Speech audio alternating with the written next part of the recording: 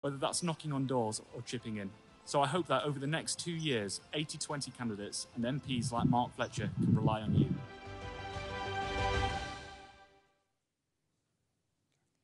Please welcome Peter Booth, Chairman of the National Convention.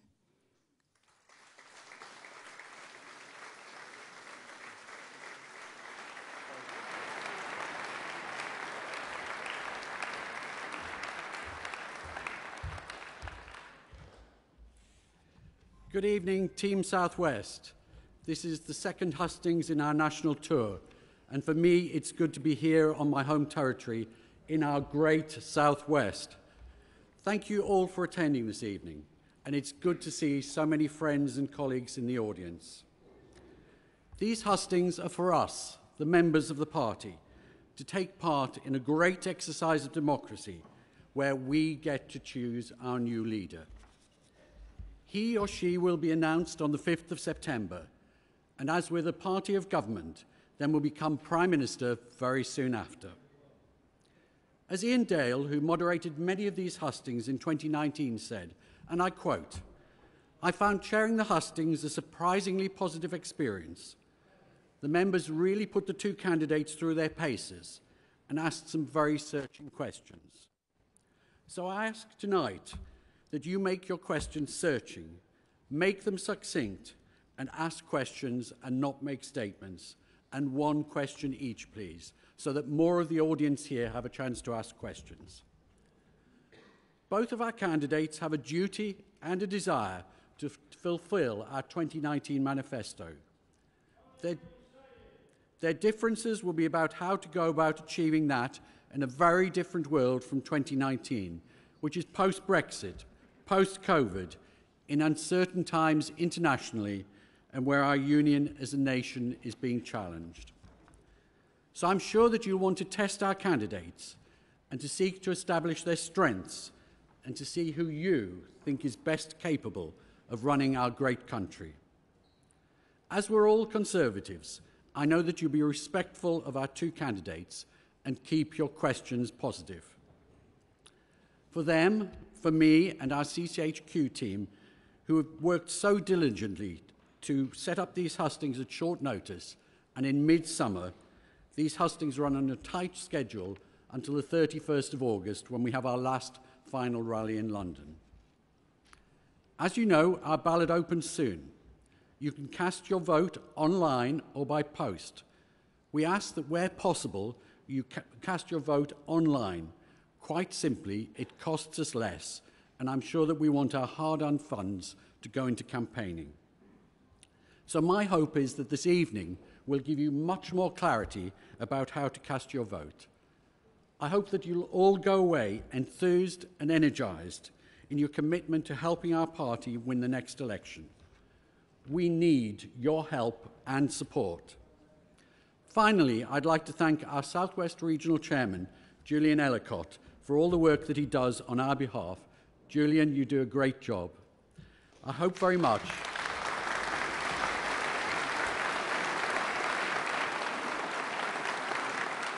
I hope very much that you enjoy your evening.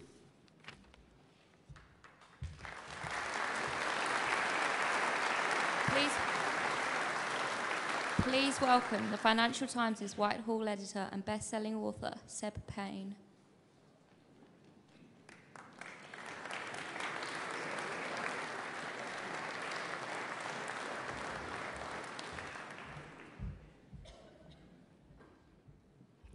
Well, good evening, everyone. And as you just heard, my name's Sebastian Payne. I'm Whitehall editor of the Financial Times, and I've written a book, which I'm going to try and mention as many times as possible this evening. For those of you who buy the Financial Times, well, thank you. You're paying my salary, and you'll be very well aware I've written a lot about the Conservative Party, but also this contest. And for those of you who don't read the Financial Times, well, I'm sorry for you, and I would strongly advise you do. There's some great subscription offers online to get lots of news. This is the second husting of the 2022 Conservative leadership election, and I hope to stand on the shoulders of Nick Ferrari and all my other fellow journalists who have hosted such events. Now, we've got a lot to get through, and in the spirit of southwestern hospitality, I'm certain it's going to be a very warm, well, it certainly is warm, and friendly evening.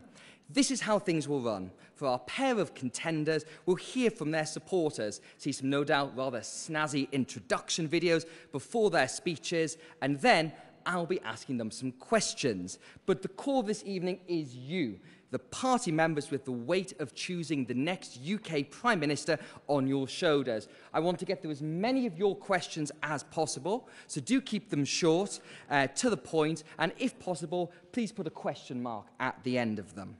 There will be roving helpers with microphones to go around the hall to get them when we get to that point.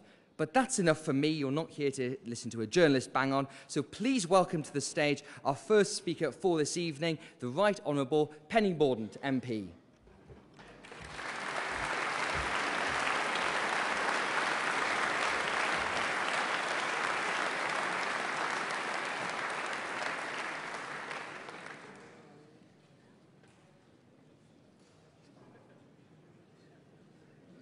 Please welcome Penny Mordaunt.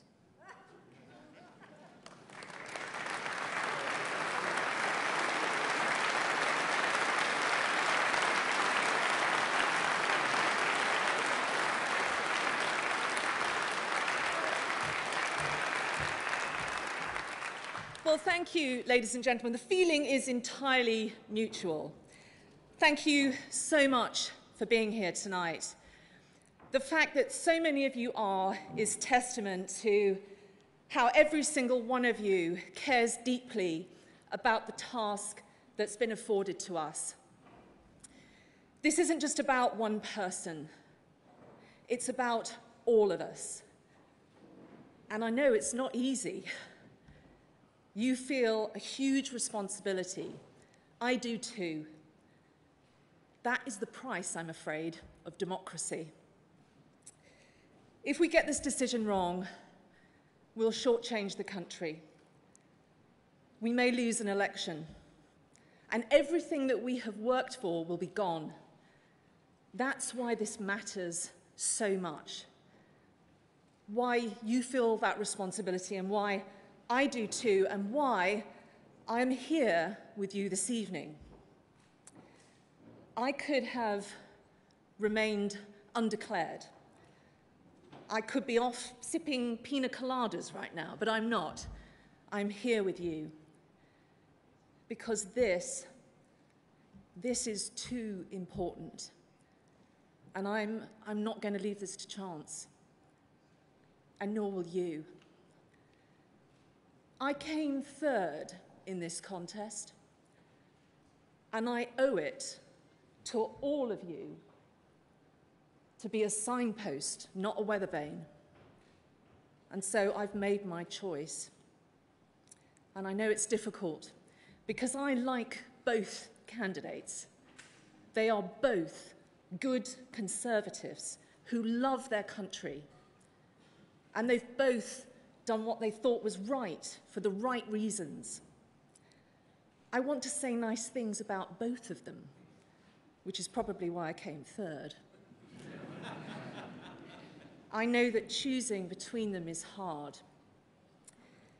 But this contest is a test that precedes an even greater test. So who can lead? Who can build that team and deliver for our country? Who does have that bold economic plan that our nation needs? Who's got reach? Who can relate to people? Who understands that people need help with the cost of living now? And who is going to rightly clobber our opponents? Who is going to hold seats and win back councils? And who most embodies the vision and values the British public had in their heads and their hearts when they voted in 2016 and 2019. At the start of this final phase of the contest, I didn't know the answer to those questions, but I've seen enough to know who the person I'm going to put my faith in is. And that is Liz Truss.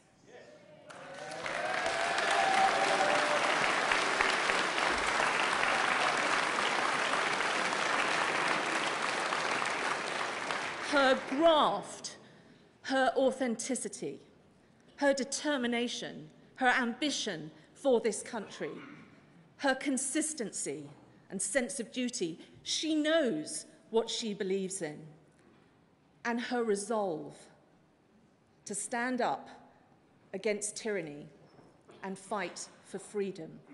That's what our country stands for, and that's why I know with her we can win. And actually, seeing her over the last few weeks has made me want to help her win, to help build the team we need to win the country, and to give ourselves as a party and as a nation the pride and the confidence we need to reach our full potential. In short, folks, to give us all hope. She, for me, is the hope candidate. And that is why I am here tonight, to be straight with all of you and to tell you that my choice in this contest to lead us and our nation is Liz Truss. Thank you.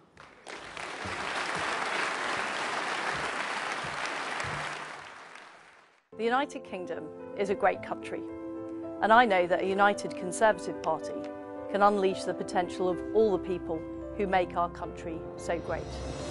To win the next election, we need to deliver, deliver and deliver for the British people. I know that our country's best days lie ahead. I'm the candidate with a clear vision for the future who can drive change and get things done. As Trade Secretary, I negotiated deals with allies like Australia and Japan, creating opportunities around the world for British business. And as Prime Minister, I will continue to deliver on the opportunities of Brexit. I will lead a government committed to core Conservative principles: low taxes, a firm grip on spending, driving growth in the economy, and giving people the opportunity to achieve anything they want to achieve, regardless of their background. I will work day and night to lead a party and a government that puts more money in your pocket and secures a better life for you and your family.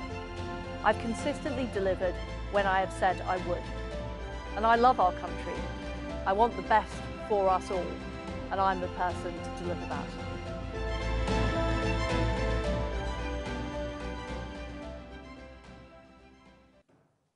Please welcome Liz Truss.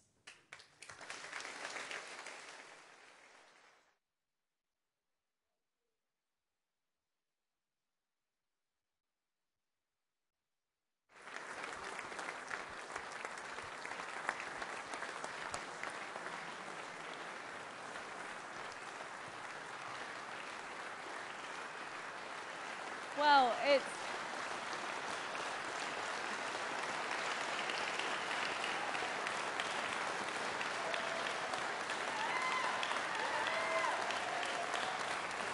Thank you. It's fantastic to be here in Exeter, and it's fantastic to have the support of Penny Mordaunt. She's a great person, she's a great politician, she's a great patriot, and I'm proud to call her my friend. Now, I remember back in 2015, swathes of the Southwest were under the control of a dark force, the Liberal Democrats. And I remember going out there on the streets, to the farm shops, to the farms, to the Cornish pasty factories. I turned out not to be very good at crimping Cornish pasties, but with, great candidates like Kevin Foster, like Scott Mann, like James Heapy. And I remember how hard we worked. There were long hours and long days. I remember a particular afternoon at Sheppey's Cider. Very, very difficult work, but somebody had to do it. But what we did is we rooted those Liberal Democrats out of the Southwest. Their fake bar charts, their Euro love, their high taxes. And we made sure we won for the Conservatives. And what I want to tell you, as your Prime Minister, first of all, I would win back Tiverton and Honiton. And secondly, I would never, ever allow them to encroach in the southwest again. Because, ladies and gentlemen, I'm a fighter. I didn't come from a traditional Conservative background. I grew up in Paisley and in Leeds, where I went to a comprehensive school. And I remember children at my school being let down. They were let down by low expectations. They were let down by a lack of opportunity. And they were let down by the left-wing Leeds City Council, who cared more about political correctness than making sure everybody could read and write. And that made me want to do something about the appalling waste of talent in this country. I wanted things to be better. And I believe that everybody should be able to succeed, regardless of where they're from, regardless of their background. I want us to be an aspiration nation. And that's why I'm standing to be your Prime Minister. But we need to be honest. We do face difficult times. We have the economic crisis after COVID. We have the appalling war perpetrated by Vladimir Putin in Ukraine. Now is not the time for business as usual. Now we have to be bold. We need a plan for growth, and that is what I will do. First of all, I'll unleash all of the opportunities of Brexit, from investment to procurement. I will get all of those EU laws off our statute books by the end of 2023, and I will replace them, making us more dynamic, more competitive, and more ready to attract investment. I'll reverse the increase in national insurance. We should have kept our manifesto commitment, and we didn't need to do it. And I think it is wrong when families are struggling to pay their bills to put up their taxes. I'd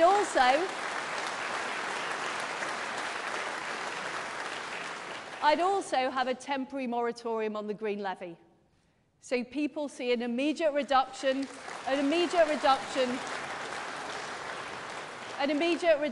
in their fuel bills. Because I know that people are struggling with the cost of living. And I want to be on the side of people who go out to work, who do the right thing, who are self-employed, who set up small businesses. Those are the people we as Conservatives should be on the side of. And I will also keep corporation tax low. I think it's wrong that we are planning to raise corporation tax to the same level as France. Last time I looked, France was not a low-tax country. And we need to keep our economy competitive. We need to attract investment right across this country, but we need to particularly attract it into places like the southwest of England. Now, I believe in levelling up, but levelling up for me is not just about the north. It's also about our rural communities. It's about helping people who don't have the best infrastructure, where it's hard to get a mobile phone signal, where the broadband doesn't work. Those are the people I want to help. And what I would do is rip up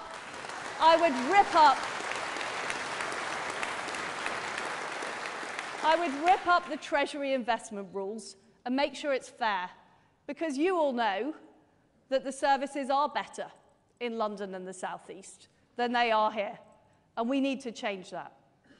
I also want to have low-tax investment zones where we can unleash opportunity and we can build more homes for local people, going to local jobs to give people opportunities here in the southwest.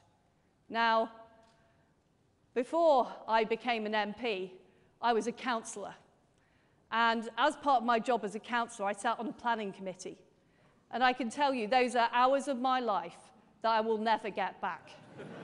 Because we all know that you sit there making those decisions and you get overruled by somebody in Bristol, or you get a top-down housing target from Whitehall. I will abolish those top-down targets, and I will give local people control of what happens in their area. I will also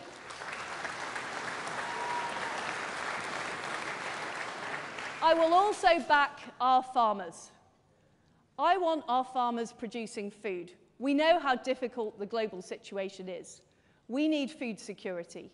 Farmers should be getting on with farming, not having to fill in forms, not having to comply with all kinds of rules and regulations. And our fields should be full of our fantastic produce. You know, whether it's the great livestock, the great arable farms, it shouldn't be full of solar panels. And I will change the rules. I will change the rules to make sure we're using our high-value agricultural land for farming. And what I will also do is I will back our fishermen.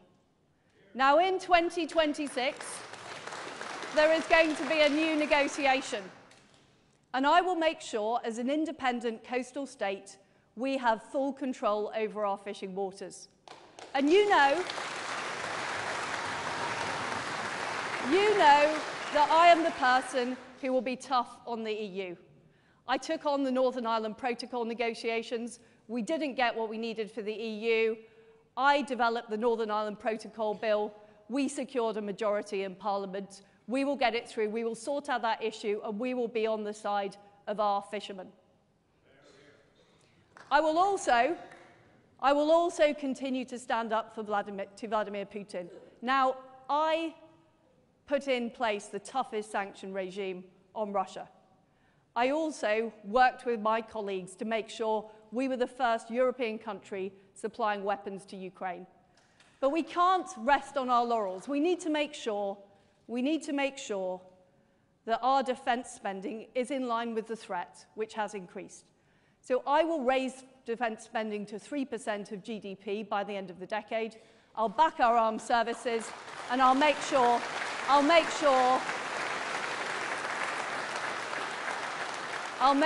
that our veterans are protected. I will also tackle the issue of small boats in the English Channel. I worked with Priti Patel on the Rwanda deal. I want to do more deals like that, and I will legislate in Britain to make sure the ECHR cannot overrule our policy to tackle illegal immigration. That is vitally important.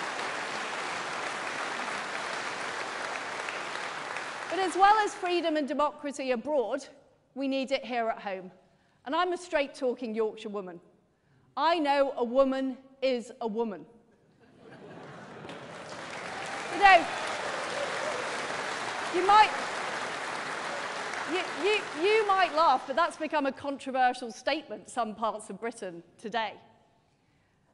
I will protect single-sex spaces, such as domestic violence shelter, and I will make sure that we stand up for the United Kingdom, and we're proud of our history.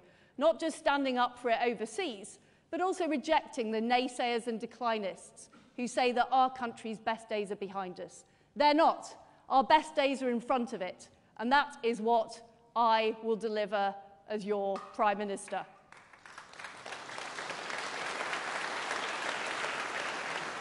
I know that we can deliver. I know we can get things done.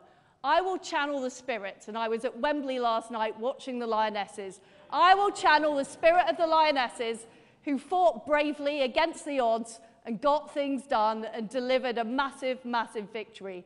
And that's what we can do. That's what we can do for the United Kingdom as we unlock our potential against the plastic patriot, Keir Starmer. And that is what we can do from the Conservative Party.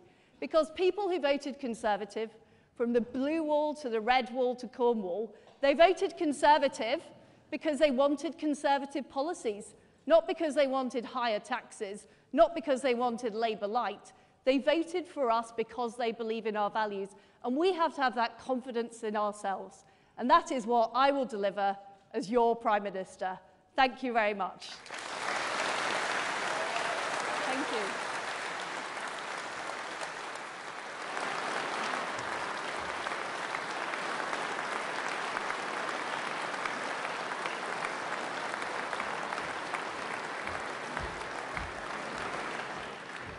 Thank you very much, everyone. That was obviously Liz Truss and Penny Mordaunt. Now we're on to the third speaker for this evening. Please welcome to the stage the Right Honourable Dr. Liam Fox, MP.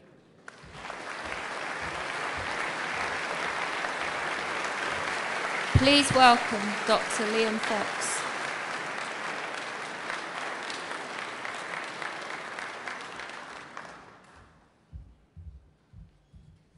Well, good evening, everyone. When he was still Prime Minister and I was Defence Secretary, I was on a plane with David Cameron going to Afghanistan, and we were discussing the Conservative Party, and he said, "Liam, I regard myself as a liberal Conservative. How do you regard yourself?" And I thought this could be career-defining, this particular answer. So I said, "Well, David, I regard myself as an unreconstructed, free market, Thatcherite, unionist, Eurosceptic Atlanticist." And there was something of a pause, as you can imagine, after that.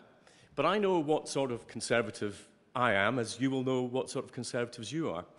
And I know what sort of leader I want as leader of our party. I want someone who believes in sound money, who understands the value of small businesses, who believes in strong defence, who values the union of the United Kingdom, and not only believed in but campaigned for Brexit. But it's not just policy that this election is about, of course, but it's about character. Being Prime Minister means taking tough decisions, even when you're unpopular. Mrs. Thatcher once said to me, "My dear," she had a way of saying, "My dear, if you want to be popular, go into light entertainment," she said. "Politics is entirely the wrong career for you." As ever, I didn't quite listen. In the pandemic, Rishi Sunak took difficult but vital decisions. How many jobs would we have lost? How many businesses would not still be afloat had it not been for the furlough scheme that the IMF said was the best in the world? And character is also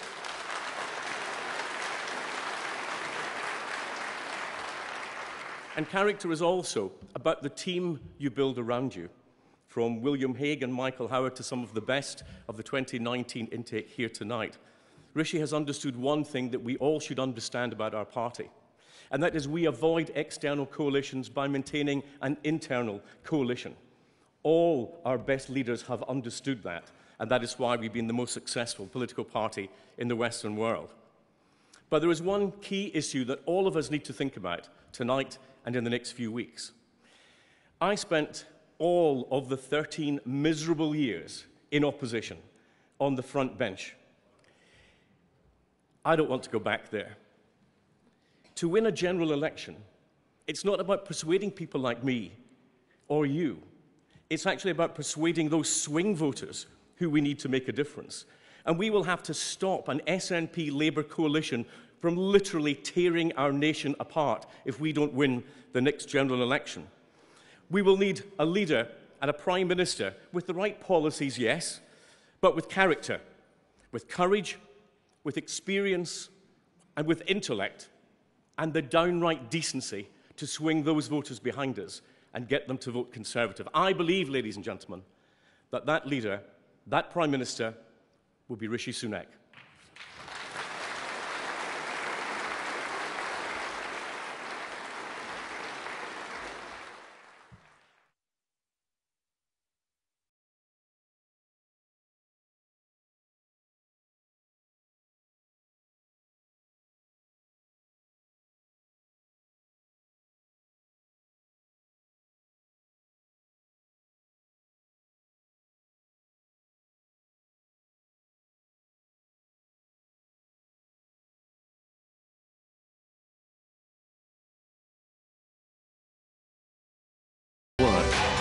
Patriotism, fairness, a love of family, pragmatism, but also an unshakable belief that we can build a better future.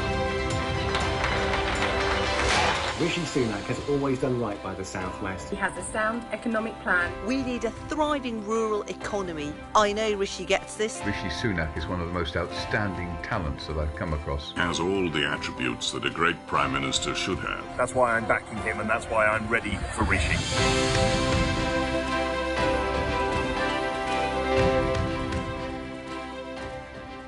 Please welcome Rishi Sunak.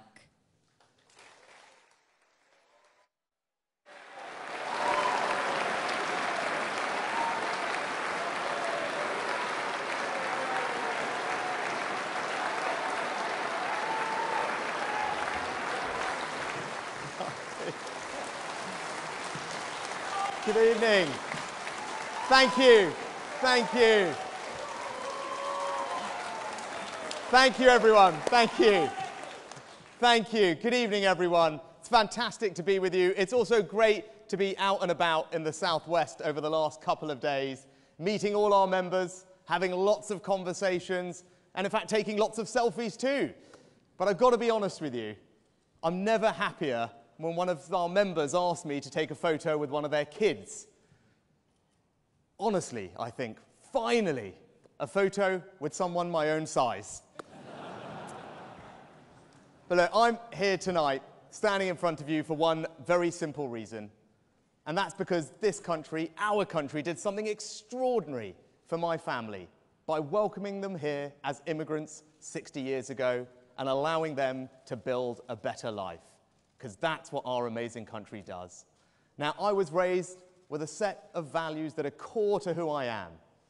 And first among those is that family means everything to me, because the bonds of family are far greater than anything any government could ever hope to replicate, and we must never, ever forget that.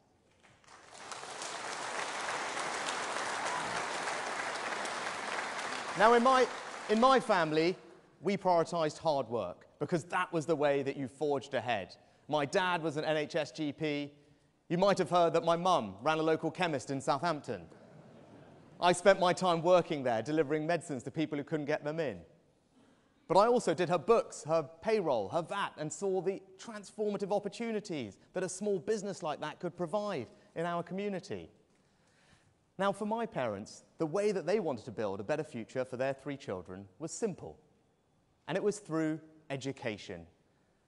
And I passionately believe, even now, that the best way to reduce inequality, the best way to spread opportunity, indeed, the best way to transform lives is through education.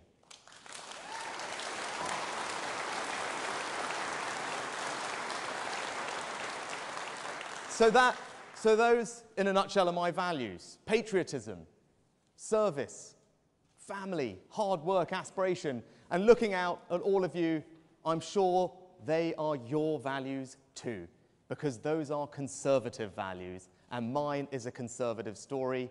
That is why I want to be your next leader and next Prime Minister, because I want to translate those conservative values into action in government to build a better Britain. And with your support, I know that we can build a Britain where the birthright of every child is a world-class education. A Britain which leads the world in standards of integrity, decency, and leadership. A Britain built on aspiration, hard work, and hope. And a Britain where we can be enormously proud of our history and confident about our future. But before we get there, we have to tackle 3 immediate challenges. We have to restore trust, we have to rebuild the economy, and we have to reunite our country. Now, to restore trust, we have to start by being honest. And as you can see in this leadership race, I've not taken the easy path, because our country faces some challenges, and I want to be straight with all of you and the country about those and what is going to be required to grapple with them. It may not be easy, but it is honest, and that is what leadership is about.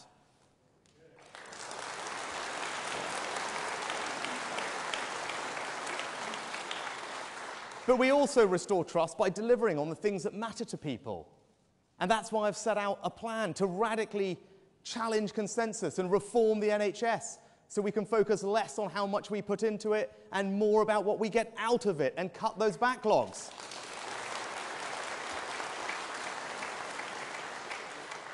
It's why I want to make sure that the government in Westminster understands the needs of rural communities like mine in North Yorkshire and yours here. And that means making sure our fields are used for food production and not solar panels. It means prioritising our fishing communities. It means backing our farmers and food security. That's how you restore trust in the system. But crucially, that's why I've also set out a plan to finally grip and resolve the issue of illegal migration, Because for far too long, we have all watched those scenes on our TV screens, and it must stop. And with my plan, with radical measures, novel thinking, we will finally get to grips, resolve that problem, and have proper control of our borders, because that's how you restore trust back in the system.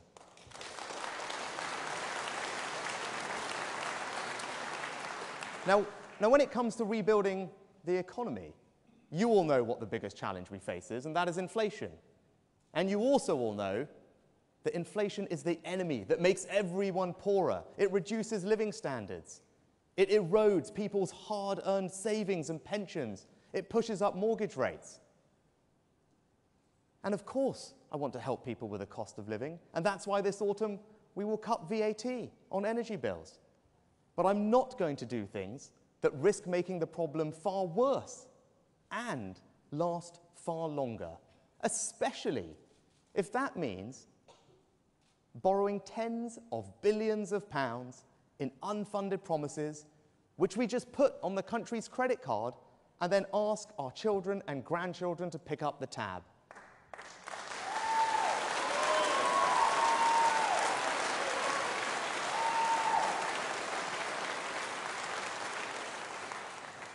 But I am going to cut taxes, and that's why today I set out a radical set of reforms to cut the basic rate of income tax by 1/5 under my leadership. Because as Conservatives, we believe in hard work. I want to reward hard work and allow people to keep more of their hard-earned money. So under me, income taxes will fall, and they will fall at the fastest rate since Nigel Lawson and Margaret Thatcher.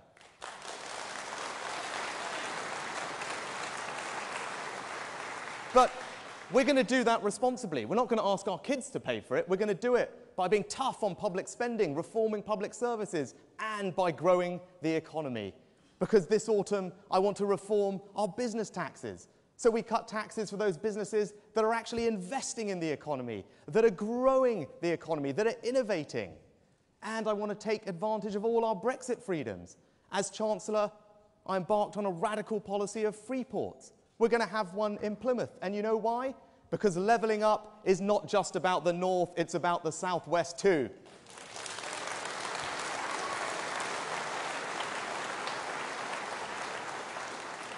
And I want to bring that same radicalism across government. I want to reform regulations in agriculture, in financial services, in data, in life sciences, so that we can make this the best country in the world for companies to start and grow. Because in a 21st century economy, that's what you need to do. And my experience means I am the best person to lead our economy into that future and seize the opportunities that are there waiting for us.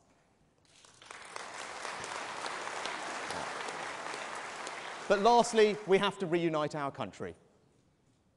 And in just a couple of years, we have to do something that's never been done before.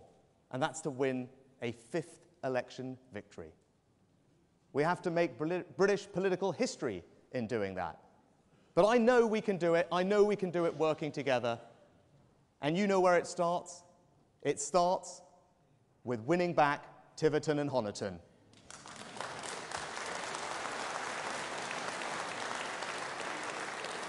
But that's not going to be enough. We need to appeal to swing voters everywhere. Here in the southwest, in London, in Cheshire and Amersham, in Brexit-supporting Teesside, in Wales and in Scotland. And I passionately believe, and the evidence shows, that I am the candidate that gives our party the best opportunity of beating Keir Starmer and ensuring Labour never win that election.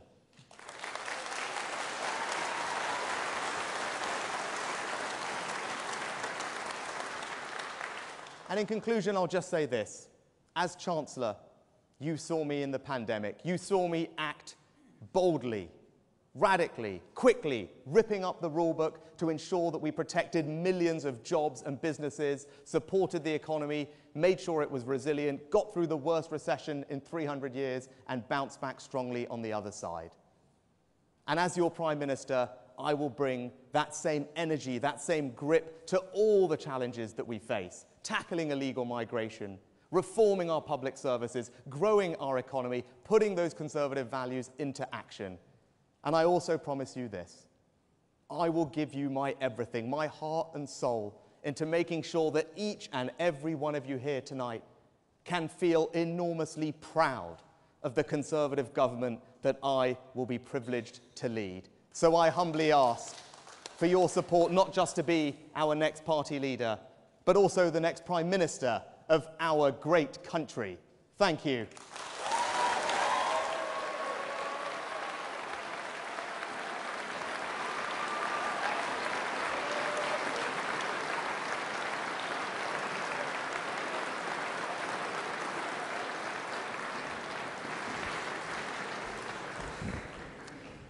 Right, ladies and gentlemen, I'm back again, and we are now here for the fireside chat element, or maybe it should be a fire pit chat element, given that it is the summer here. Now, you've had lots to think about from those speeches there, some things you may have heard before, some new things as well. And I want you to percolate on those questions while I'm having my moment with each of our candidates here. So when you do your questions, I'm sure you all want to ask about taxes, Europe. I have seen some Conservative Party events before, but maybe you could be a little bit more imaginative and think of some different potential topics, particularly with regards to the Southwest, that we could talk about. But we'll come to that in about 10 minutes, and you will see around the room some white hoodie people. If they could wave at one moment, you'll see where they'll be going round and they'll grab the questions when we come to that. But before all that, I'd like to be in with my bit where I get to chat to the candidates, so please give a warm welcome to bring back to the stage the Right Honourable Liz Truss MP.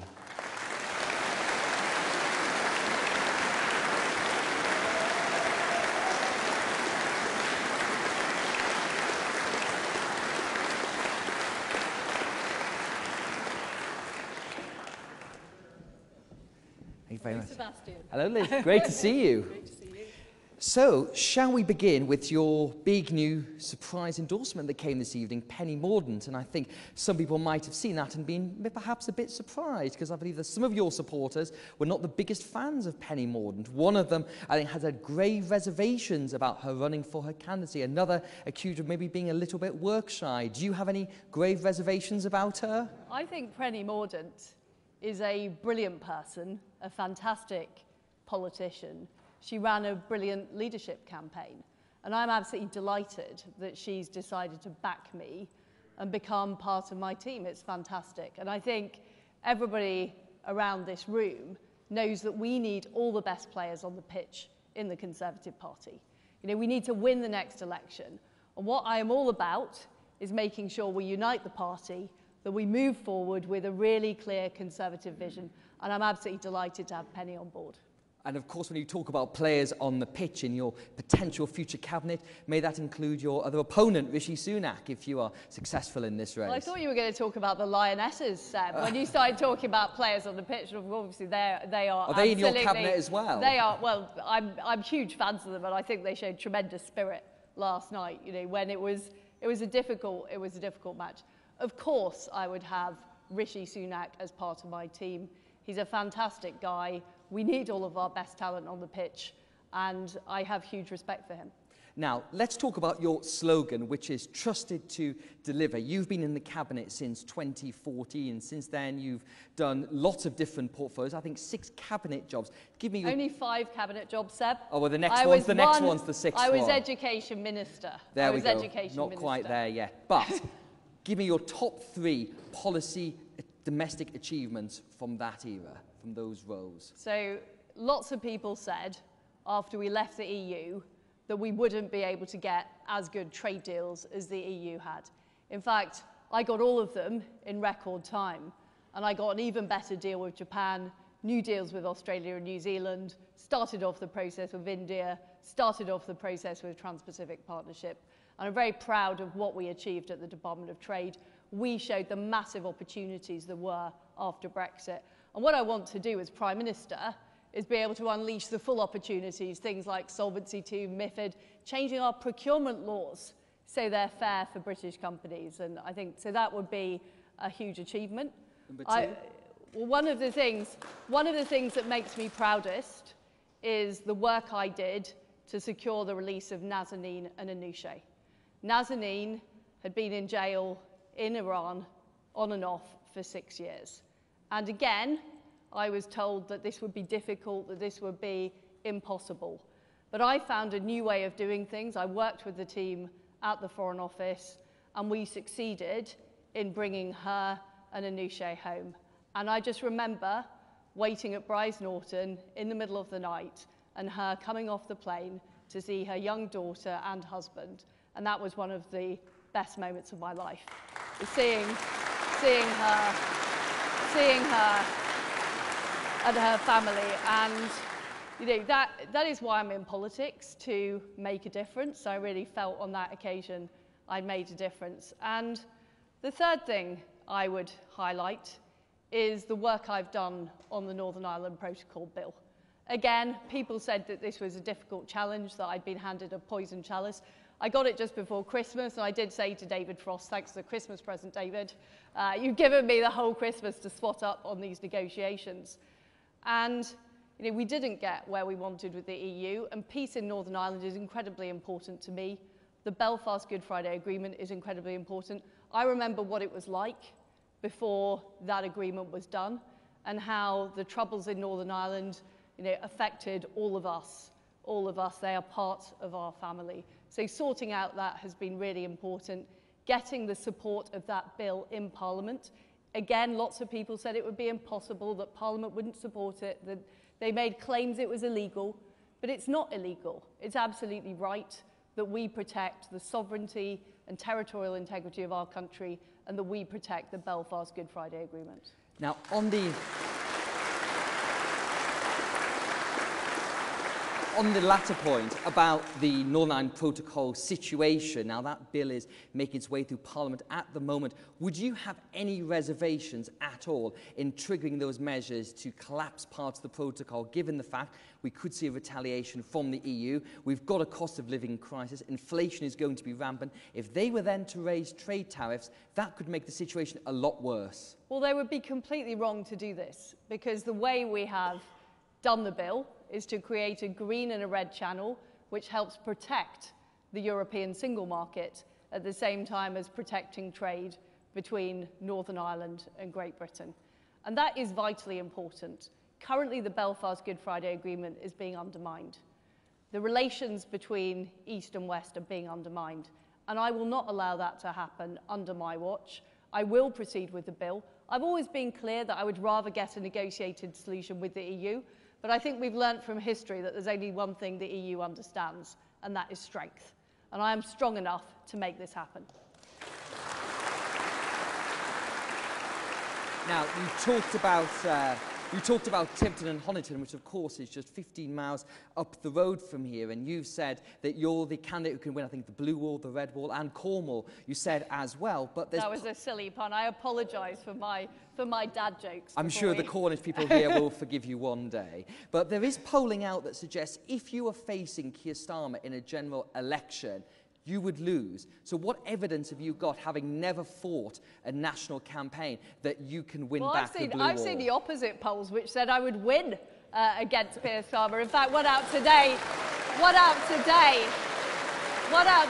saying I'm more popular as Prime Minister than Keir Starmer. But one thing I don't believe in, and I frankly think there's too much of it been going on under successive Prime Ministers, is worrying about polls, worrying about focus groups.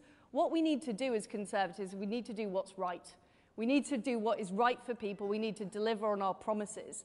And that is why we will gain their trust and deliver the next election. So the idea we should just be looking for the Seb Payne column in the Financial Times, and we should be worrying about the polls. We shouldn't be worrying about that. We should be worrying about delivering broadband and a mobile phone signal here in Devon.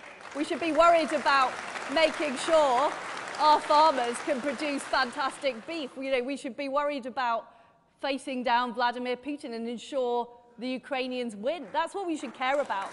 And one thing I would do is Alistair Campbell moved the chief whip out of number 12 Downing Street, and he moved the press office in. Just to show you my priorities, I'm going to move the chief whip back in, and I'm going to move the press office out. Because my priority... Sorry. Look, he's actually not the worst. He's one of the nice ones. He's one of the nice ones. But my priority is delivering what the public have voted for. in line with our Conservative values of rewarding people who work hard, do the right thing, set up businesses. You know, those are the people that I am working for, not the press, not the pollsters, not the media. Now,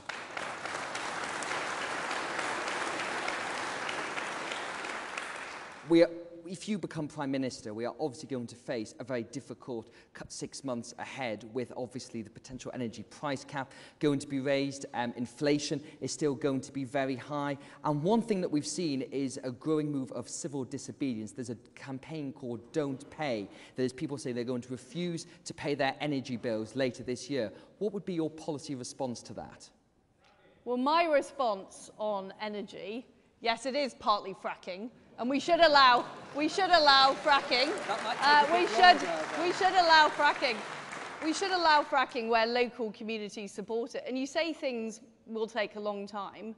They will take less time under my government, because I will pass primary legislation to get things done. The fact is, road projects, rail projects, infrastructure projects are taking too long in this country. They go through too many phases. The planning system is too slow. We need to get on, and we need spades in the ground before the next election. And I'm determined to use our majority in Parliament to deliver that. I am getting on with your question. I will also make sure we exploit all of the gas in the North Sea, and we make sure we use that to bolster our domestic energy supply. I'll move forward faster with nuclear, including major nuclear stations, but also small modular reactors, which are produced in Derby, and a major opportunity for our country as well.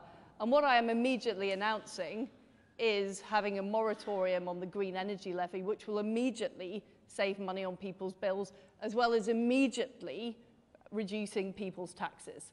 Because I believe it is completely wrong that at this time, when families are struggling with fuel bills, that we have put up their taxes. I spoke out against it at Cabinet at the time. I'm still against it. I mean, on the issue of civil disobedience more generally, I am concerned about militant trade unions.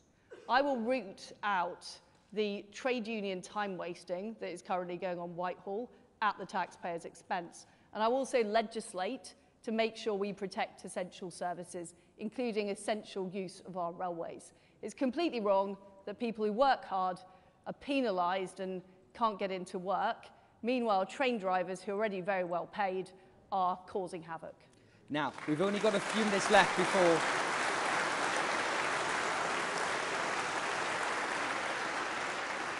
We've got a few minutes left before we go back to the audience. That comes to my favourite part, which is the quick-fire personal round here. Liz Truss, which opposition politician do you admire the most? I think Rosie Duffield, because she stood up against the ludicrous lobby in the Labour Party who deny the fact that women are women, and she's been prepared to stand up for her beliefs. Number 2, are you a person of faith, and do you practice religion regularly? So I share the values of the Christian faith and the Church of England, but I'm not a regularly practicing religious person. What's the one public perception about you that is most wrong? They're all true. What is the best non-political book you've read recently? Ooh.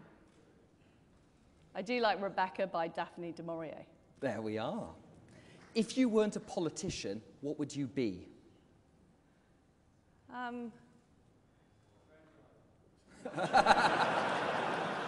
Someone's going to have to drive them.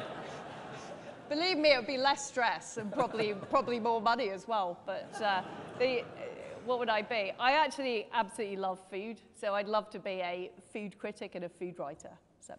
And finally, do you have any doubts about your ability to fulfil the role of Prime Minister? No, I don't. I've been Foreign Secretary, I've been Trade Secretary, I've held other roles in the Cabinet. I know there will be tough times, but I also know that I can deal with difficult situations, I can get the job done, and I'm completely determined and resolute. And one last bonus one, without thinking of fields of wheat too much, what is the most embarrassing thing you've ever done? I mean, honestly... Yes? My daughters will be watching this, and I absolutely am not going to say. Oh. Right, well, Liz, just thank you so much for being such a good sport. Now, let's go to audience questions. If you look around, you will see the people in the white hoodies who've got the microphones. So if you want to raise your hand, we'll try and get through as many of them as we can. Let's go to the gentleman here in the blue shirt. Can you just tell us your name, please? Thank you. My name is John Levinson, and as many members of the party across the country live in the countryside, and many of all party members would like to know if you will allow government time within this current Parliament to repeal that dreadful 2005 Hunting Act, which is divisive and does nothing for animal welfare and is, poorly affects the rural economy. Thank you very much. Well, you might know that I'm an MP in Norfolk, which is a fantastic place for country sports. We have a very strong shooting industry. I'm very, very supportive of country sports. But I remember being a minister under David Cameron's government and looking at this issue, and I think opening Pandora's box could possibly make the situation worse for people who enjoy country sports. So whilst I share your love of rural pastimes, and I'm a strong supporter of all of the fantastic conservation work the shooting industry does, I think we've got to be very careful about opening that box. Thank you. Are you happy with that answer, sir? All right. Never mind. You'll always, what I would say about me is you'll always get an honest answer, and I will never make promises I can't keep. And I've never made promises in any job I've done that I can't follow through on. And I know, I've been there, I know how difficult that one is. Right, let's get some more questions. Let's get the gentleman here with the white shirt. Thank you. Yes. I think it was 2 days ago, Liz, you mentioned, I think in an article in the Daily Telegraph, that you were more interested in levelling up in the rural community than perhaps other people have mentioned in the past. We are, my friend and I, are from the farthest west constituency, and we call it St Ives, but we prefer to know it as West Cornwall and the Isles of Scilly. If you'd come here today by train, it would have taken you 2 hours from London. It would have taken me 3 hours from Penzance. When are we going to get the kind of infrastructure investment that makes our lives on equal terms to the rest of the country? There we are. More trains in the southwest. The issue at the moment is the Treasury Green Book has this thing called a benefit cost ratio. And essentially what it means is that if you already have a lot of infrastructure and capital, you get more. So this is why more and more tube lines end up getting built in London, while cities get the fibre rollout first. I don't believe that is what we should be doing. I want to rip up that rule book and change it, because I think it's important to help those communities with the worst infrastructure first. So my policy would be helping rural areas level up and get that infrastructure. And we know, and if you want to be a farmer now or you want to run a small business in Devon or Cornwall, you need the internet. It's not an optional service, you need it. And you can't even get a mobile phone signal in vast swathes of the area. So, but the thing about me is I am prepared to challenge the orthodoxy. And these rules have not changed for years. They haven't changed under... Wait a minute, that's not quite true. Rishi Sunak ripped up the Green Book a couple of years ago when he was Chancellor. So why hasn't it changed? Because I haven't seen any change in the last 2.5 years, Sebastian. I'm in a rural constituency too. I've been campaigning for an upgrade in my train line for the last 15 years, and it is simply not happening. And it is because the rules are still not right. Well, here's a question for you. One of your previous contenders, Kemi Badenoch, talked about breaking up the Treasury. Do you think the Treasury should be broken up? Well, I wouldn't want to give them any advance warning. If I was going to do that. That is not a no list. I do think the Treasury needs to change. And it has been a block on progress. Why haven't we got things like Solvency II and MiFID changed? These are the things that would unleash investment, including into our rural communities in the southwest. We haven't changed them since Brexit, and we need to get on with it. And this is partly about challenging not just the Treasury orthodoxy, but the Whitehall orthodoxy and getting things done. And I'm prepared to break our eggs to make the omelette. There you are. Bad luck for people in the Treasury who enjoy breakfast. Now let's go over here. There's a lady just here who's sticking her hands up. If you just, I think you might have a green top on there. Thank you very much.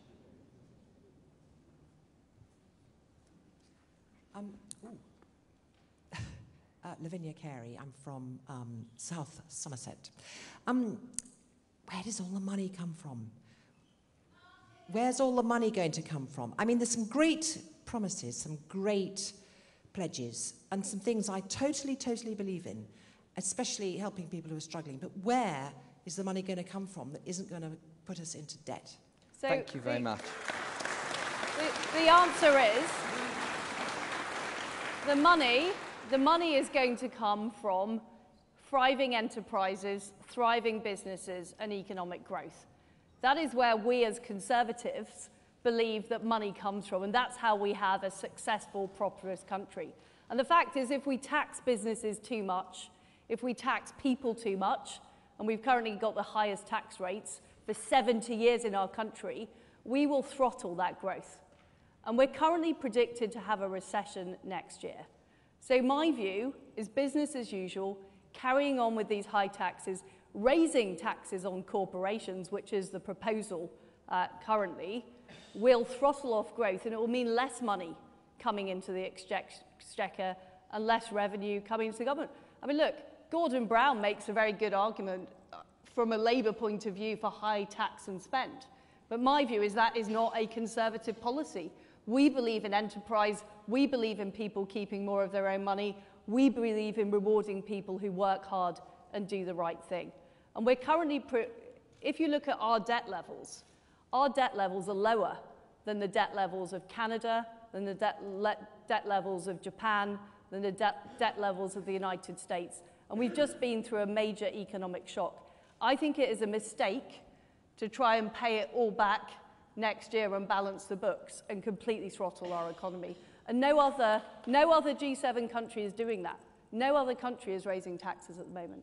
Are you at all concerned, though, that I think it was page 7 of the 2019 Conservative Manifesto said that debt would be lower at the end of the part at the beginning? And of course, we've been through the COVID pandemic that has raised debt quite significantly. But this does feel like not the sort of thing the Liz Truss of the Cameron government, where I recall the long-term economic plan, bringing down the deficit. That was your message then. Does ramping up the debt not concern you at all? Well, I was a loyal part of the Cameron government. I don't necessarily agree with absolutely everything we did. So was that strategy wrong? No, there were good elements to the strategy, but I think we should have done more long-term reform, particularly of things like social care. I think it was wrong to cut the social care budget, and then we're now suffering the consequences of that. So not everything the government does is perfect, and not everything every government does is perfect. But what we're facing with COVID is a 1-in-100-year event. You know, the Second World War was a major event. We didn't suddenly decide we had to pay back all the debt the next week. So I don't agree with this argument that we have to pay back the very high costs of COVID, harming ordinary people who are currently struggling with fuel bills and food bills, and also making our economy uncompetitive. So what we're currently talking about is raising our corporation tax to 10 basis points higher than Ireland's, and the same level as France's. And I don't think that is what we want a post-Brexit competitive Britain to look like. What I want to do, you know, and of course, Sebastian, I want to reform the public sector. And I'm going to lay out a 10-year plan of how we get rid of lots of quangos, we've got 500 of them, how we slim down Whitehall, how we cut out bureaucracy. But I'm a realist, I recognise this takes time. At the same time, we need to unleash the potential in our economy, and we haven't done enough yet. And I've talked about fisheries, I've talked about food and farming, I've talked about infrastructure. These are all things we need to get on delivering, because the fact is we've had low growth for 2 decades, and simply carrying on with the same policy is going to result in more low growth. So my vision is bold, it is different, but it is needed. And I believe that people voted Conservative in 2019 because they wanted something new. They didn't want more of the same. Right, I'm going to turn around behind me now to try and get some people here. Let's go for the gentleman just down here at the front who I think is wearing potentially a black jumper, or it could be blue, depending on the lights here. Thank you very much. Jason Woolacott from Taunton Dean. My question is about the online safety bill, which is slightly different. So, as Kemi Baddock said, it's not fit for purpose and a danger to free speech. What is your opinion of that? Yes, would you scrap the online safety bill? Well, what I believe about online safety is we do need to protect the under 18s from some of the content online. I have a 16-year-old daughter and a 13-year-old daughter, and frankly, I'm worried about some of the stuff they see. I'm also worried about young teenagers being on social networking sites. And we know it has had a bad effect, particularly on girls' mental health.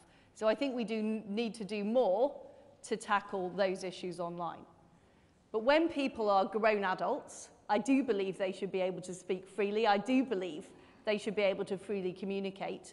And I will make sure that we do what we need in the online harms bill to make sure we're not affecting free speech and we're defending free speech. But I think it is important that we do protect the under 18s. So you would be amending the online harms bill as it currently stands to change those elements to do with things I that... will be making sure that it protects free speech.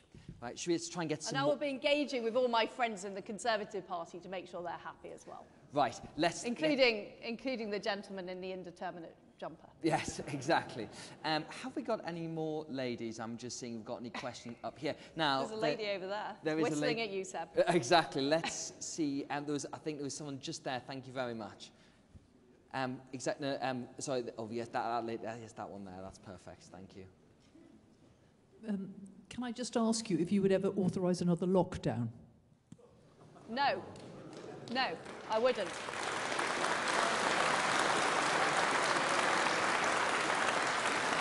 Do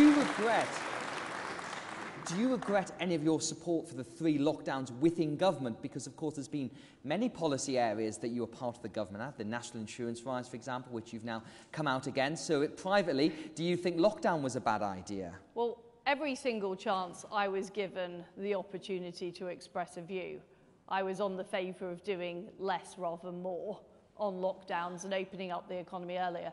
The fact is I wasn't part of the key COVID committee. I was the International Trade Secretary. I was spending my time trying to get all these trade deals done. I wasn't really a core part of that COVID decision making, and often, frankly, it was presented as a fait accompli, as the French would say, to the wider cabinet. And look, when I have objected to government policy in the case of national insurance, I did so in cabinet at the time. I said it would be a mistake to raise taxes. I said we didn't need to. We could afford it within our current spending envelope. Under my plans, it will still be the case that debt is falling within 3 years, and I thought it was a mistake at the time. But I'm a loyal person. I respect cabinet collective responsibility, and governments don't work if everybody's just talking offline all the time. I know it makes you happy as a journalist, Seb, when people sort of leak stuff to you, but I can tell you one of my criteria for the people who would be in my cabinet if I was Prime Minister is I don't want people who leak and brief. I want people who have those discussions internally and then behave properly externally. I could tell you the 2 other criteria as well, if you like. Yeah, please do. I'm quite worried. One is they've got to have conservative views, and the second is they've got to be able to get things done and challenge the orthodoxy. Right, I want to get one last final question in. Let's go for... Oh, sorry, should we go on this side? Apologies. Who was shouting on this side? All right. I'll go for this gentleman down here at the front. Hi, Mario Rossi from Dalverton in Somerset. What are you going to do to get Scotland on board? Because I'm sick to death hearing about Nicola Sturgeon trying to break up the union. Well, this gentleman clearly has a very pertinent point that the bonds of the United Kingdom have weakened over the past 12 years of Conservative government. And if you look at Northern Ireland or Scotland, independence is very much a question again. And, what is your plan to reverse that? I'm not sure. I don't suppose you are planning to build any walls. So I went to primary school in Paisley in Scotland, and I went to secondary school. Oh, and you did too. Maybe we were in the same class. Anyway, I feel like I'm a child of the union. That I really believe we are a family and we're better together. And I think the best thing to do with Nicola Sturgeon is ignore her. I think look, I'm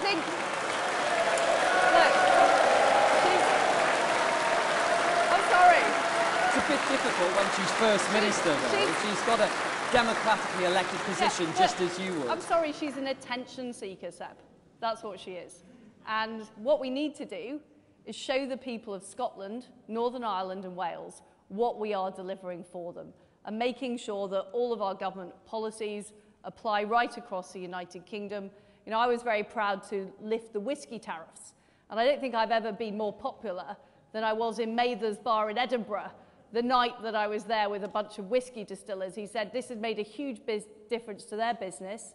Then it was now 25% cheaper for them to export their fantastic whiskey to the United States. And that is the kind of thing we need to be there. We need to be showing what we're delivering.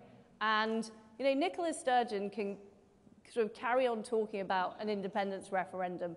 We had the referendum in 2014. It was agreed it was once in a generation.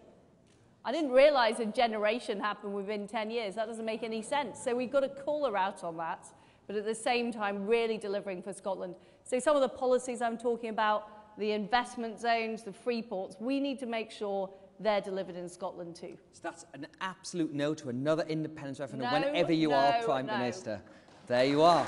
Well, ladies and gentlemen, thank you very much for all those. I am wearing Scottish colours as well. Thank you so much for all those questions, everyone. I'm sorry we didn't get to more of them, but thank you very much for putting those forward. And please thank Liz Truss. Thank you. Thank you.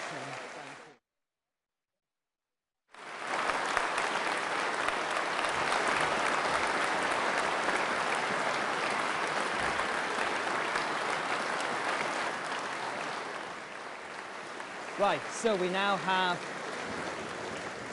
a little bit of changeover as we have obviously our next candidate. So, ladies and gentlemen, please give a very large round of applause for the Right Honourable Rishi Sunak MP.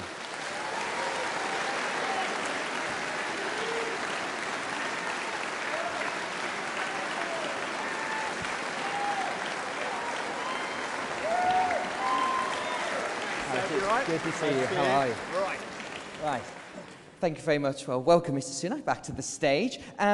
Let's begin with your big announcement, which was on the front page of many newspapers today, about tax cuts. Some point in the future, when you launched your leadership campaign, you said that the Conservative Party faced a choice between reality and fairy tale economics. Now, what's not fairy tale about a tax cut 6 years away that's predicated on a fifth general election victory you said was going to be a historic problem? Right.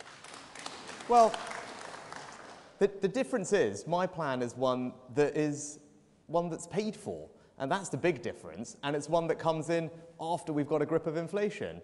Now, this is not something I've just come up with today. As Chancellor, I put in place a tax strategy which will deliver in this Parliament the first income tax cut that we've had in almost 16 years in this country.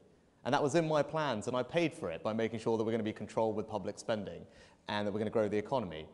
And as Prime Minister, I want to go further than that and keep cutting income tax, because it's the best demonstration we have as a party to the working people of this country that we're on their side, that we want them to work hard and we want to reward that hard work, put more money in their pockets.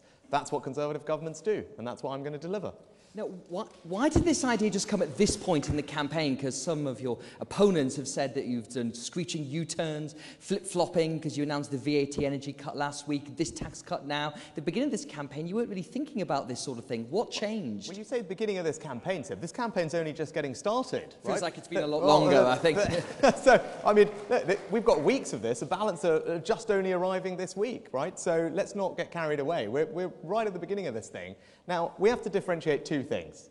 How do we help people in the southwest and across the country with the immediate challenges they're facing with the cost of living?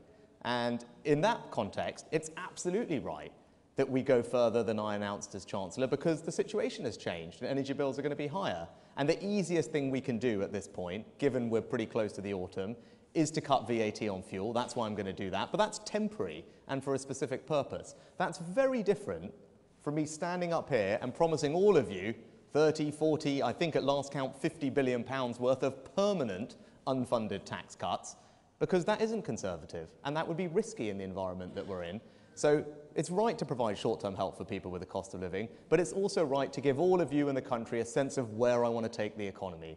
And where I want to take it is in a direction where we're being disciplined on public services, we're reforming them, not just putting more cash into them, we're growing the economy by doing radically things differently with business taxation and Brexit opportunities, and then we're using that growth to cut taxes responsibly and over time and cut income tax because we want to reward hard work. That's my plan.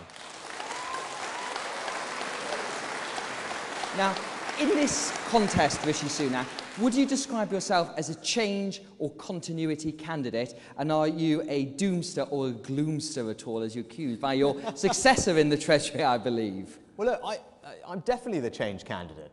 And the reason is, if you look at my political career, well, you say I was in Boris Johnson's government, right? I mean, remember, Liz is, I think, the longest-serving cabinet minister in the cabinet at the moment, and she was in the cabinet before I was even an MP. So it's hard to say I'm the one that's been around a long time. But in any case, look, if you look at my political career, at the crunch moments when we have thought about doing things differently, where have I been? When it came to the Brexit referendum, when I was told that my career would be over before it had begun, when we did have a bunch of doomster predictions, which I remember certain people were campaigning on. Where was I on that divide?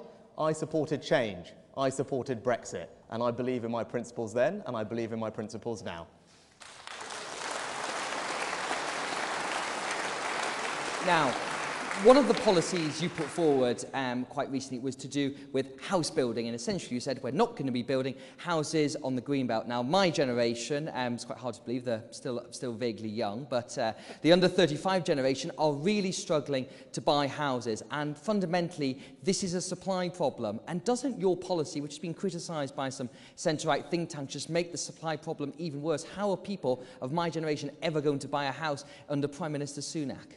Well, first of all, it's absolutely right, and there'll be people in this audience who want to do that. And many of us sitting here tonight will remember what it feels like. We remember how magical it was when we got that set of keys to our first flat or house. And then we started to improve it and make it our own. We maybe got married and built our family there. That is an incredibly conservative dream that we need to fulfill, and right now too many young people can't do it. So it's absolutely right to ask the question, because if we are going to protect our green spaces and we're not going to impose top-down planning targets on our local authorities, how are we going to do it? Well, we need to do a few things. We need to make sure we unlock brownfield land across the country. There are about 1 million homes that we can build on brownfield. And indeed, one of those centre-right think tanks you mentioned wrote a very good report about that. So if the government steps in to remediate that land, we can build houses there. The second thing we need to do is in our urban areas, largely often controlled by Labour authorities, they're not building enough. Our urban areas are not dense enough if you look at our cities versus all European cities, so we can improve it there. And then the third thing we need to do in terms of supply is something that isn't particularly British sounding, and that's more flat pack housing. And the reality is most other advanced countries use modular housing, and they do it because it is high quality, it is faster, and it is cheaper. Now, lastly, because I know this is an important question, so I'm going to give you an extra bit of detail, it's not just about supply. That will help. But what I know many of you in this audience will have is children or grandchildren who have a great job. And actually they have a great credit history because they've been paying rent.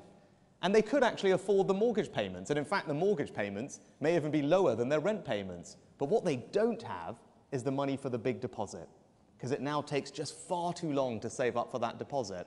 So as Chancellor, I created a new 95% mortgage for first-time buyers, and it's working really well. It's getting young people on the housing ladder, and as Prime Minister, I want to turbocharge that policy, because if we can work with the banks and make that new first-time buyer mortgage work, it means young people can get on the housing ladder and have that magical feeling that we all had when we got our first home. That's what I want to do. Now, I want to put to you the same question I put to Liz Truss earlier about Tiverton and Honiton, just 15 miles up the road here, because that by-election loss was a historic loss for the Conservative Party. And I think, much like your opponent, you've also said you're the only candidate who can win the blue war and the red war. Again, you've not led and fought a national election campaign before. What is the evidence you can win back Tiverton and Honiton? Well, first of all, I'm sure there are a lot of people here in the audience who are campaigning there, and I came down to support you. Can I just say thank you to you, because you guys did an extraordinary job in very difficult circumstances from Westminster, and actually we all owe you an enormous vote of thanks, quite frankly. So first of all, thank you for that.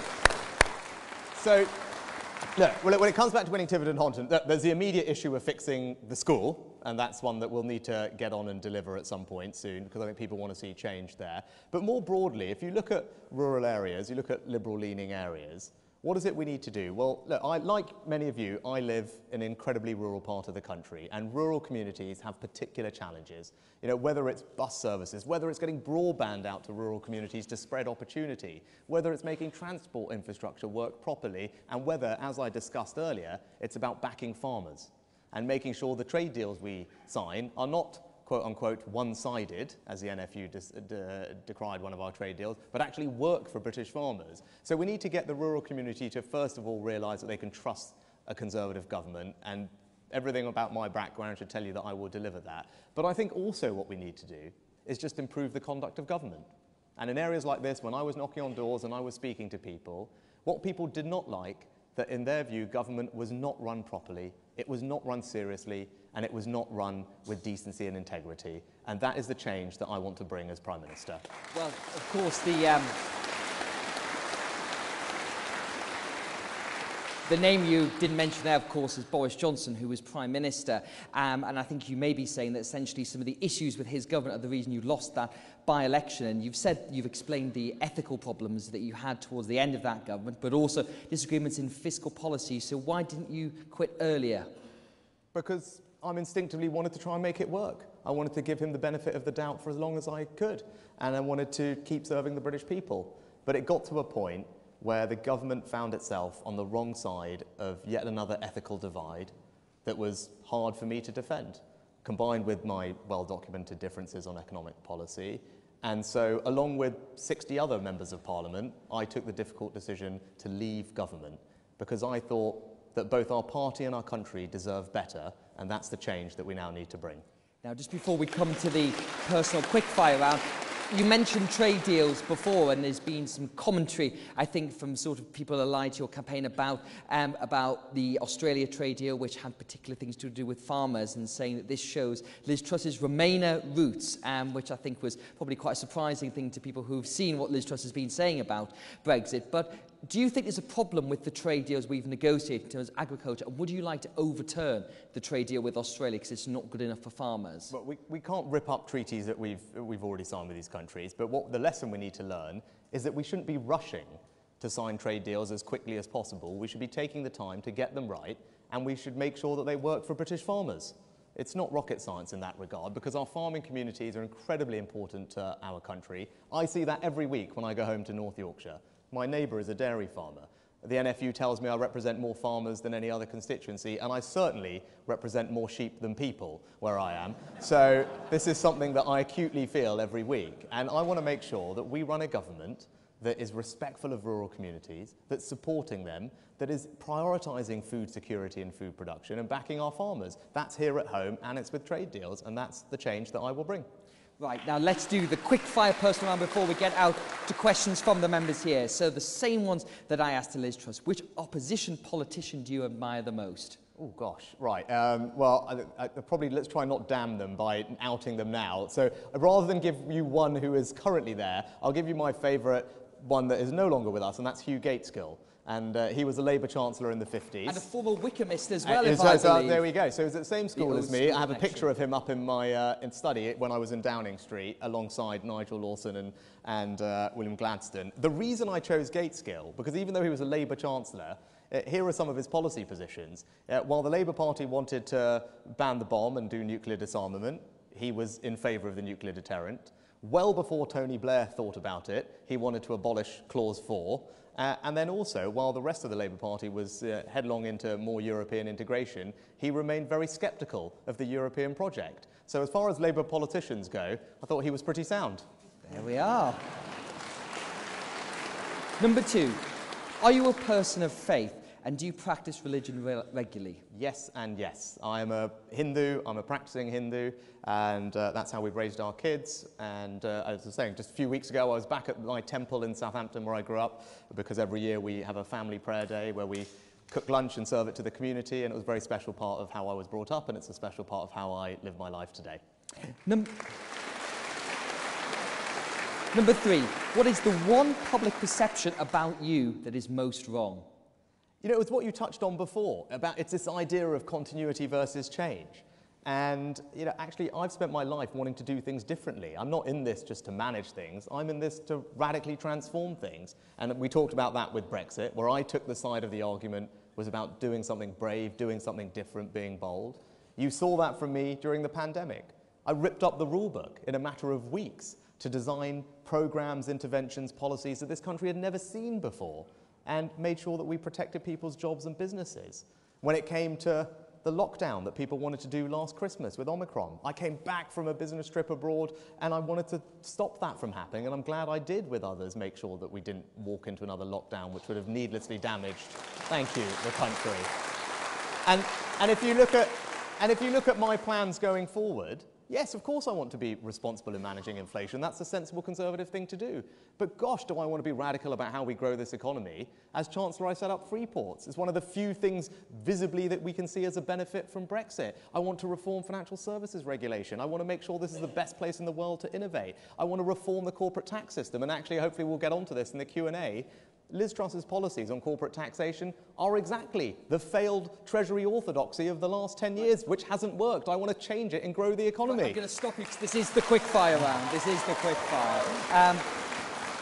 Number 4, what is the best non-political book you've read recently? Well, actually, I reread one of my favourite books with my kids, and that was Going Solo by Roald Dahl. If you weren't a politician, what would you be? On my bucket list of life's ambitions, well, when I was a kid, I wanted to be in a Star Wars movie, so that's probably not a sensible thing to do. But I'm a massive football fan. I'm from Southampton, and if I would get to be able to run Southampton football... Oh, wow, is there a Saints fan here? Look at that. Brilliant. Well, there's 3 of them. Amazing. Well, if I could run Southampton Football Club, I would be a very happy man. Do you have any doubt about your ability to fulfil the role of Prime Minister? No, I wouldn't be sitting here if I did, right? I mean, obviously these are difficult jobs. Obviously we face challenging times, but I would have not put myself forward and asked all of you to support me if I didn't think that I was up to the task of meeting those challenges and leading our country forward to a brighter future. I passionately believe that I can do that. I can do it all for you very well, and most importantly, I can go and smash Keir Starmer and the Labour Party and the Liberals at the next election. And then finally, our last quick-fire question. What is the most embarrassing thing you've ever done? Oh, gosh. Well, certainly, recently, some of you might have seen that I struggled to pay for petrol in a car that wasn't mine. So, there we go. Not a mistake that I'll make again. You've learned how to use contactless card now for paying for petrol. It's amazing. I tell you, this technology these days, it's amazing. Exactly. There we are. Right, now let's open some questions from the audience. Once again, you can see the people with the white hoodies, and we'll get round. And I'm going to start over here because I didn't come over this end last time. Oh, yes, I'll do my best, don't worry. Could we go to this lady just 3 Glad you're heckling him and not me yet. Exactly. So. Just here, thank you, lady with the glasses, thank you. I come from West Dorset, and we don't have a very big population, and so your criteria of value for money when it comes to transport and infrastructure, we don't hit that target. So what will you do for West Dorset for buses? So this is the Green Book question, Rishi Sunak, about the fact that for many years the Treasury's formula for deciding where money should go has always favoured London and the South East. So what would you do to help West Dorset? Yes. Well, look, if you don't mind, I'm going to stand so I can just see all of you. So you're absolutely right about rural communities. And it's not just about transport, actually. It's about schools as well. So like you, I represent an area where you have dozens and dozens of very small, village primary schools, right? And the funding formula for those doesn't work properly because it assumes that they can all be bigger and more efficient, but that doesn't work when you're trying to deal with 4-year-olds. So you're right that we need to make sure our funding formulas deal with rural areas. And I've already started to change that when I was local government minister, for local council funding, for things like social care, transportation as well, actually. We do it in a way that is better, and we need to do it more for schools. We made half of the progress before, and I'd like to finish the job. So your broader point is absolutely right, and if there are things to change, of course I'll change them, because I represent a rural area like yours, and we need to make sure that the voice of rural Britain is heard loudly and clearly down in Westminster, because not often they get it wrong. So, yes. Thank you. Right, who's right, next? let's go to this side of the audience. We've got lots of hands, right. The gentleman here with... Well, there's 3 of them. Oh, there's actually 3 gentlemen. Oh, we've got this man stood up, so let's go for him. This is why it's like bobbing in the House of Commons. Right, yes, sir. Can you tell us your name as well, please? Hello, my name is Guy Kirkwood. I'm a farmer from Tavistock, but my question is not about farming. There are 32% of the workforce in the UK is now working in public service, in government. 32%. But we're seeing an increase in backlogs and a decrease in efficiencies. In the US, in the United States, they've started using something called software automation, and they've achieved $12 billion in savings and saved millions of hours of work. Will you support and mandate the use of such technologies if you become Prime Minister? Slimming down the public sector then. This, you are absolutely right. And I think mandating is probably a strong word. But when I talked about being bold and reforming public services, that's exactly what we need to do. And that's what my background will put me in great place to actually do for all of us. And the first place we need to do it actually is with the NHS. Because right now we've got this massive problem with the backlogs. And as they've already done in some trusts, we can use software automation and AI to massively rip through all the triaging and processing of them and clear up the list, and that's going to improve processing times. I tell you the other thing, though, we need to be bolder.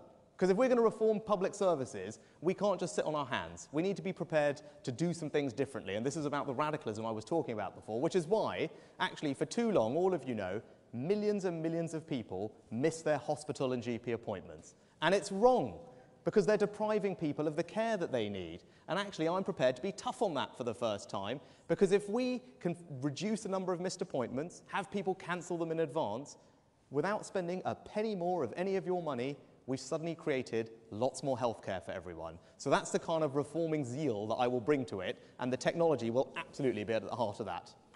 Thank you. Right, let's go over this direction here. Gentleman on the end, just here. Thank you. Who have we got? Hello, Jeremy Robinson from Ashburton, not too far from here. One thing that neither you or Liz Truss have mentioned at any point that I can recall is mental health. Now, I have a 16-year-old daughter who 4 years ago we suspected, or the doctors suspected, she may have autism. We tried to get some diagnosis, and we were told it would take at least 2 years to see somebody to get a diagnosis. Now, for a child, that's appalling. We were in the fortunate position that we could go privately. She was diagnosed with autism. She had to come out of mainstream schooling 4 years ago. Since then, we've been unable to get any support for her or our family. Now, we're lucky we can afford some private help, but what about the vast majority of people who cannot afford to get private diagnosis, private help? What will you do for mental health, in particular for children?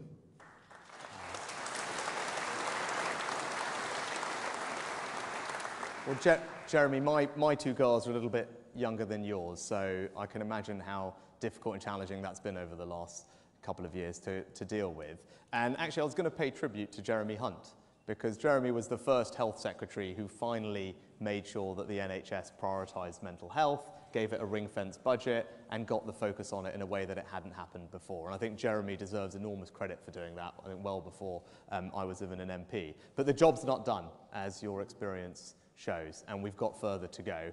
And particularly for young people, you know, what I like to see is more mental health provision in educational settings to identify problems earlier. And we've started doing some of that, but there's more we can do.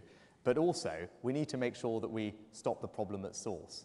And one thing that's increasingly clear, and this will be different for your daughter who's suffering from autism, but one of the growing reasons that children and adolescents are suffering from mental health is because of what they see online and what they're exposed to online. And there'll be many parents and grandparents here, like me, with young daughters especially, who will be horrified at what might happen when their kids are using their iPads. And that's why I think we need to crack on with the online safety bill, and we need to really make sure we clamp down on this pernicious content, because yes, we need to get you the support you need for your daughter, but we also make sure that we're protecting millions of other children from very bad things happening to them, and that's what I'll try and do. Just on that question, Rishi Sunak, about the online safety bill, this came up in the last session. Would you look to change the bill at all? Do you have any concerns as it stands about its free speech provisions? Yeah, there's a very particular bit of the bill that talks about legal but harmful content, and I think that's the bit that just needs looking at to make sure that we are not overly infringing on free speech. Governments generally should be in the business of saying this is legal, this is not legal, with a clear line. So that grey area, we need to make sure that we get right. Right, let's go over. I'm doing a sort of clockwise thing around the room, which was far better. Right, the lady there, just about 3 from the back. Thank you. Good evening. My name is Claudette, and I've listened very carefully to what you've both had to say. You've both said that you would like to reward hard work. You're interested in your rural areas. And one area of growth that hasn't been mentioned is our elderly population. And that comes hard on your comments about social care. It needs to be fixed, sir. I'm retired, and I am a baby boomer. I went back to work because I spent my life working in elderly care. When the pandemic hit, I'm no hero, I wanted to help. I work for a small company, and I've got over 40 years' experience in all aspects of healthcare, especially dementia, elderly care. Could I ask you to get to the question, I'm please, getting Adam? the question is, are you listening to the state that elderly care is in? We need help now. Thank you very much. Well, thank you. So, you know, I did something as Chancellor that was quite difficult, and I've got a lot of criticism for it. And actually, my opponent wants to reverse the thing I did, and that was create a brand new funding stream for social care. Because during the pandemic, we all saw some of the frailties of the system exposed, and we don't want to repeat those. And it was very clear that, and there'll be lots of councillors here in the room, I'm sure, tonight, who grapple with this on a daily and weekly basis. And that's why I did something that, even though it was difficult, I believe was the right thing to do. Because if we're going to have any hope of properly reforming social care, we do need to put some more funding in, and that's what I did as Chancellor for you and for everyone else who relies on it.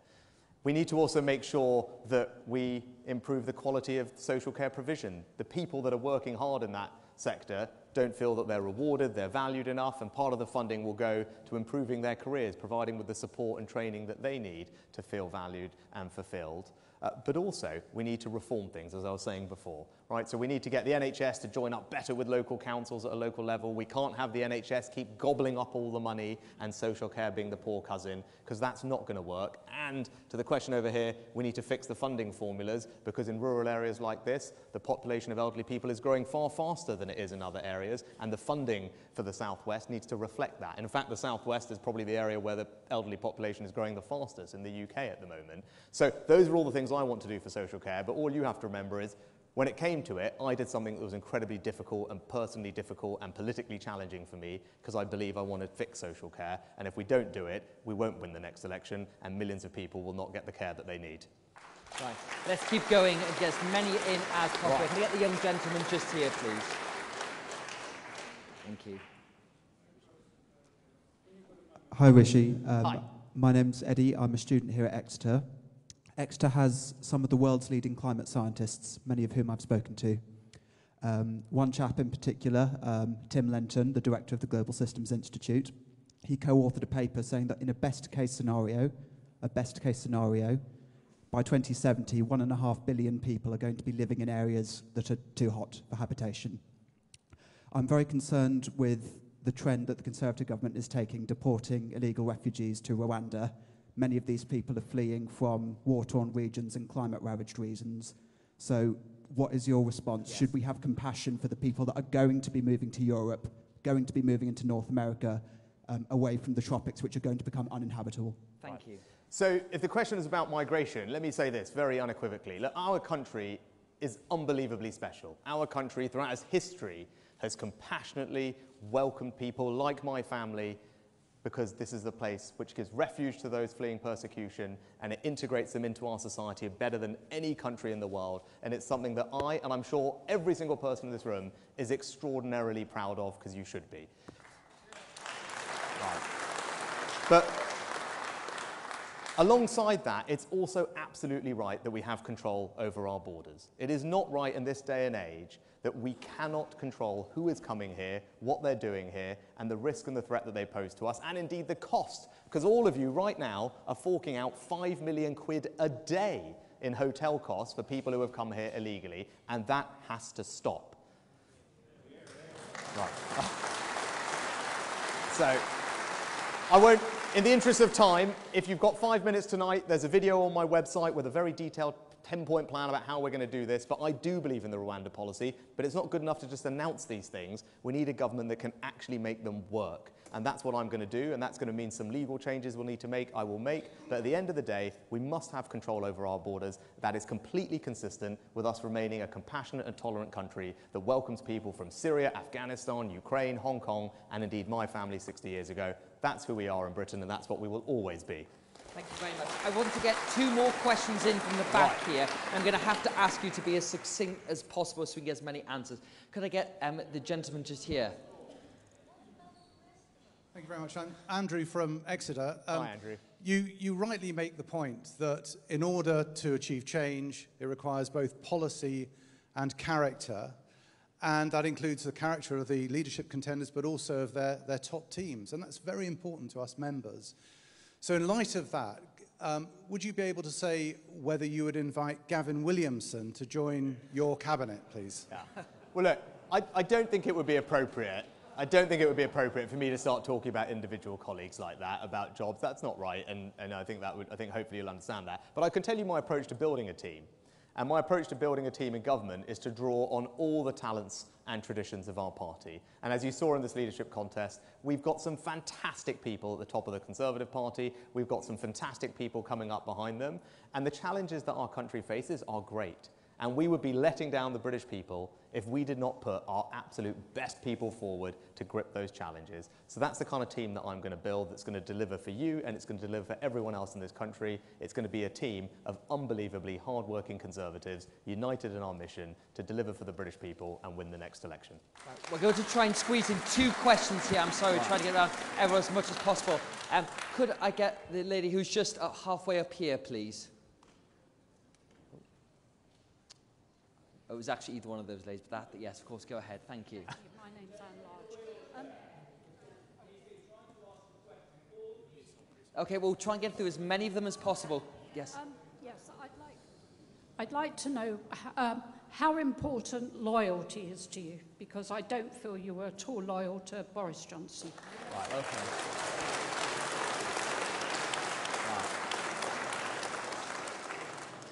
Well, madam, I respectfully disagree, because I was loyal to Boris Johnson for the 2.5 years that I have this job. But you know what? We got to a point where, put aside my economic differences, and it wouldn't be right for the country to have a Prime Minister and a Chancellor that weren't on the same page about economic policy going into the situation that we're going. Something disloyal about leaving in that circumstance. That's the right thing to do for the country, because they deserve to have those 2 people united. But beyond me and my economic policy differences, we got to a situation where the government was on yet again the wrong side of a very serious ethical question. And you know what? It wasn't just me. It was 60 other members of Parliament, unprecedented, resigned from government.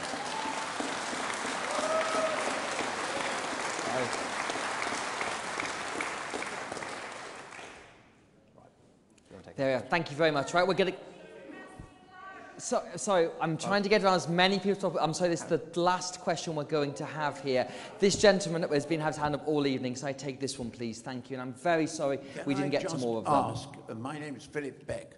Can I just ask, is there a way that those of us who haven't been able to have our questions answered can communicate with the two candidates? Is there a question you'd like to ask Mr. Sunak now, sir? Sorry? Is there a question you'd like to ask Mr. Sunak Yes. now? I Yes, do would you have a like to question. ask that? Right now. Philip.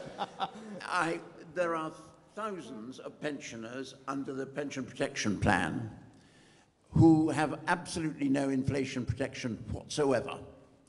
And why is that? It's because the Department of Work and Pensions refuses to alter the terms of the PPF, the Protection Pension Plan. Yes.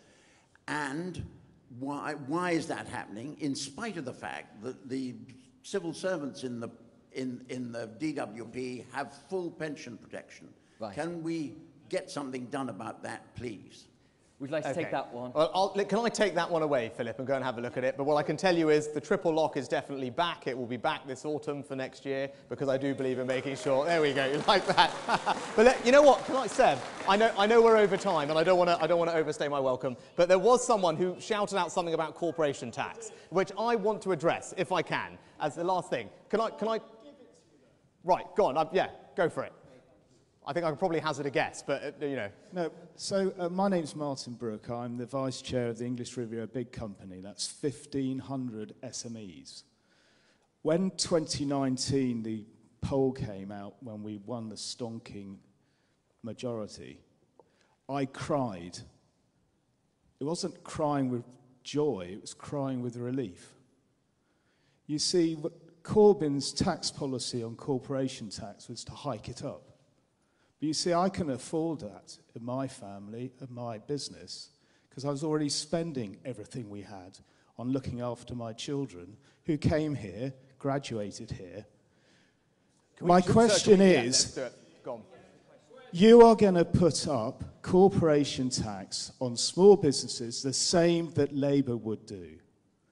That would kill my business. I wouldn't be able to fund my children at university.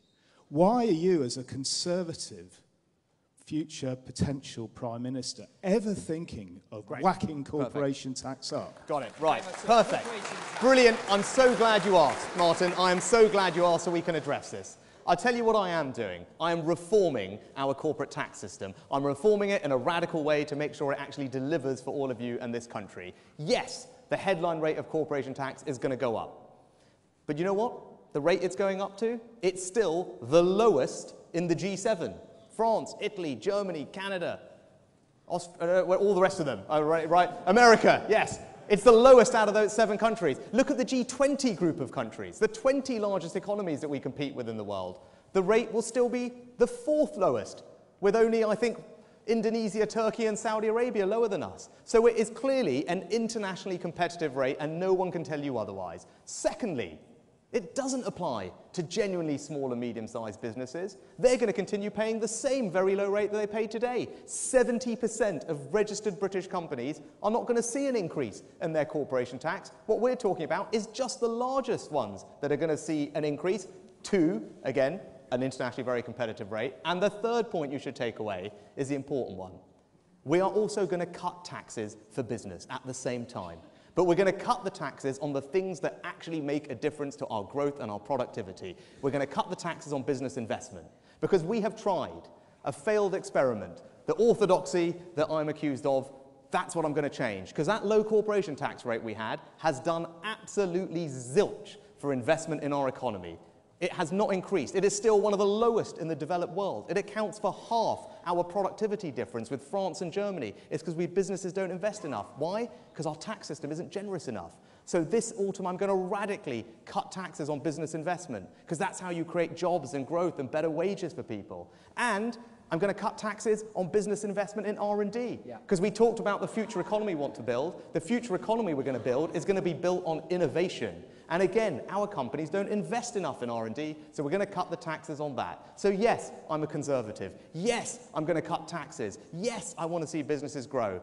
But I'm not going to stick with the failed plans of the past. I'm going to do something radically different, and that's going to grow our economy. That's what I'll do for you as PA. Well, thank you very much. We've got to end it up on that. Thank you very much. Thank you very much. Good to see you. Everyone, thank you, Rishi Sunak. Well, ladies and gentlemen,